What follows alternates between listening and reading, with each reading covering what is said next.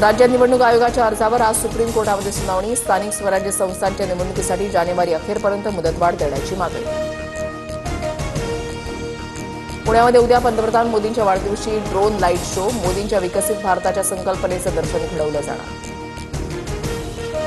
आयकर रिटर्नसाठी आजचा दिवस मुदतवाढ. पोर्टलवर तांत्रिक अडचणी, लॉग इन करता येत नसल्याच्या तक्रारीनंतर आयकर विभागाकडून एका दिवसाची मुदतवाढ.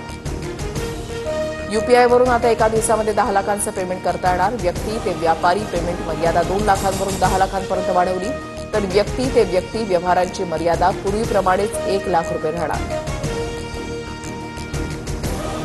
विदर्भातील सोयाबीनवर येलो मोझॅक रोगाचं संकट. शेतकऱ्यांच्या 90% सोयाबीनचं नुकसान. विदर्भातील शेतकऱ्यांचं जवळपास 200 कोटींचं नुकसान. मुंबईमध्ये काही भागात पहाटेपासून पावसाला सुरुवात. वाहतूक व्यवस्था सुरळीत. ठाणे, रत्नागिरी, अहिल्यानगर, साताऱ्यासह कोकण, गोव्यामध्ये मुसळधार पावसाचा इशारा.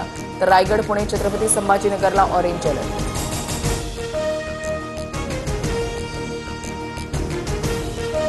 ई बाईक टॅक्सीला सरकारची मान्यता. महाराष्ट्र राज्य परिवहन प्राधिकरणाकडून किमान भाडं मंजूर. पहिल्या टप्प्यामधील भाडं 15 रुपये आणि त्यापुढे प्रति किलोमीटरसाठी 10 रुपये भाडं असणार. जालन्यातील बदनापूर तालुक्यामध्ये मुसळधार पाऊस. शेतकऱ्यांची कपाशीसह इतर पिकं पाण्याखाली. शेतांना तलावाचं स्वरूप.